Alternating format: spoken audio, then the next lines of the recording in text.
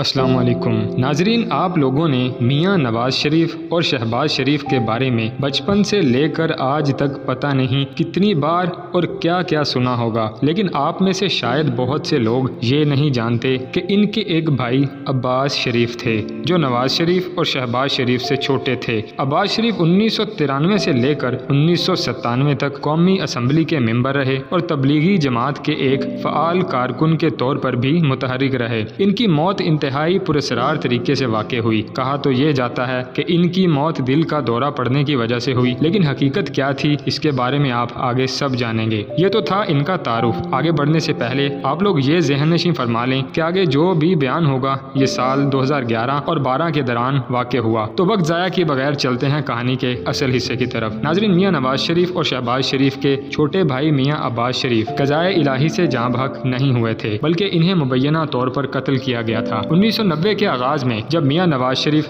باز دکھائی نہ دینے والی قوتوں کی مہربانی سے پہلی بار ملک کے وزیر اعظم بننے والے تھے، تو میاں نواز شریف کے والد محمد شریف کی زیر صدارت جاتی امرا میں ایک اہم میٹنگ کرائی گئی، جس میں طے پایا کہ چونکہ میاں نواز شریف اور میاں شہباز شریف سیاست میں آ چکے ہیں اور عوامی نمائندگی کے ذریعے ایوان اقتدار میں پہنچ چکے ہیں، اس لیے ان کی نیک کمائی سے بنائی جانے والی پراپرٹی اور دولت کو میاں عباس شریف کے نام پر منتقل کر دیا جائے۔ یہ نیک کمائی کہاں سے آئی اور کیسے حاصل کی گئی، اس کا فیصلہ آپ خود کر سکتے ہیں۔ تو اس فیصلے کے تحت میاں نواز شریف اور میاں شہباز شریف نے اپنی اپنی نیک کمائی سے بنائی گئی قیمتی جائیداد اور بہت سی فورن کرنسی اکاؤنٹس میاں عباس شریف کے نام پر منتقل کرا دیے۔ میاں عباس شریف انتہائی نیک، دیندار اور غیر سیاسی طبیعت کے مالک تھے۔ نمازی، پرہیزگار، تہجد گزار تھے۔ وہ بہت علیم طبیعت اور کم گو شخص تھے۔ تمام وقت انتہائی عاجزی، انکساری اور ایمانداری کے ساتھ رہتے۔ شریف فیملی کے اثاثہ جات کی رکھوالی، دیکھ بھال کا کام انہیں سونپا جاتا اور وہ ان کاموں کو ایمانداری سے پورا کرنے میں لگے رہتے تھے۔ چند برس قبل جب شریف برادران نے سنجیدگی کے ساتھ یہ ضرورت محسوس کی کہ اب ان کے بچوں میں عمر اور شعور اس قدر آ چکا ہے کہ اپنے اپنے کام خود بہتر طریقے سے سنبھال سکتے ہیں، تو یہ فیصلہ کیا گیا کہ مل بیٹھ کر باہمی حساب کتاب نمٹایا جائے اور محفوظ اثاثوں کی تقسیم کر کے نئے سرے سے انتظامات کیے جائیں۔ لہٰذا اثاثوں کی تقسیم اور اکاؤنٹس کے دوبارہ سے ترتیب پانے کی غرض سے شریف فیملی کے اہم اور ذمہ دار لوگوں کا اجلاس منعقد ہوا۔ اس اجلاس سے قبل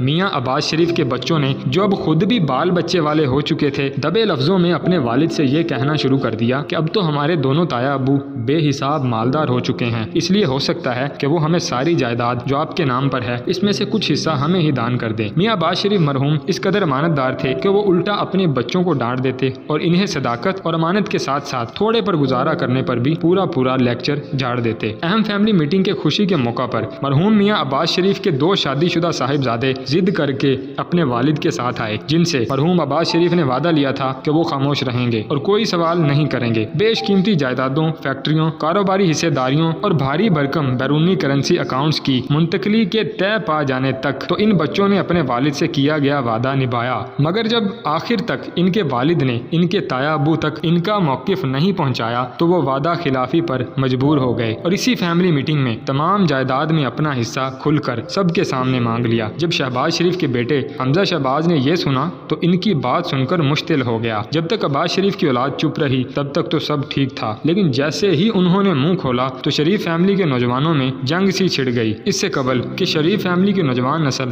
باہم دست و گریباں ہوتی، شہباز شریف نے حمزہ کو آنکھ مارتے ہوئے دکھاوے کے طور پر ڈانٹا اور مصروفیات کے بہانے فیملی میٹنگ کو اگلی صبح تک ملتوی کر دیا۔ محفل برخاست ہو گئی۔ مبینہ طور پر اسی روز رات کو 11:15 بجے میاں عباس شریف کو فون کال موصول ہوئی، جس میں کہا گیا کہ انہیں فوری طور پر اہم فیملی میٹنگ کے لیے بلایا گیا ہے، تاہم انہیں یہ تاکید کی گئی کہ وہ اکیلے ہی آئیں، کسی کو ساتھ نہ لائیں۔ میاں عباس شریف بلا تاخیر میٹنگ کے لیے پہنچ گئے۔ یہ میٹنگ اس قدر خفیہ رکھی گئی کہ اس کی اصل تفصیلات تاحال منظر عام پر نہیں آ سکیں، لیکن اس میٹنگ میں یہ ضرور ہوا کہ میاں عباس شریف مرحوم سے ایسی تمام دستاویزات پر دستخط انگوٹھے ثبت کرا لیے گئے جو اثاثہ جات، جائیدادوں، کاروبار، بانڈز، فورن اکاؤنٹس کی منتقلی کے لیے لازم تھیں۔ اس حوالے سے 2 اور باتیں بھی توجہ طلب ہیں۔ پہلی یہ کہ مرحوم میاں عباس شریف کی ناگہانی موت کی وجہ بتانے میں عجیب و غریب تضاد بیانی اور مضحکہ خیز باتیں برتی گئیں۔ پہلی ٹیلی اسٹیٹمنٹ یہ جاری ہوئی کہ مرحوم عباس شریف اپنے غسل خانہ میں اپنی شرٹ استری کرتے ہوئے کرنٹ لگنے سے جاں بحق ہو گئے۔ بعد میں کرنٹ لگنے کی دیگر وجوہات بھی بیان کی جاتی رہیں، تاہم کوئی بھی حتمی اور قابل قبول وجہ آج تک نہیں بتائی گئی۔ دوسری اہم اہم اور غیر معمولی بات وہ یہ تھی کہ سندھ، بلوچستان، خیبر پختونخوا، گلگت بلتستان اور آزاد کشمیر سے تعزیت کے لیے جاتی امراء آنے والے عمائدین کے ساتھ شریف فیملی کا ناقابل فہم رویہ رہا۔ میر ظفر جمالی، سردار عبدالرؤف ساسولی، سردار عتیق احمد خان، حاجی الیاس، سید غوث علی شاہ،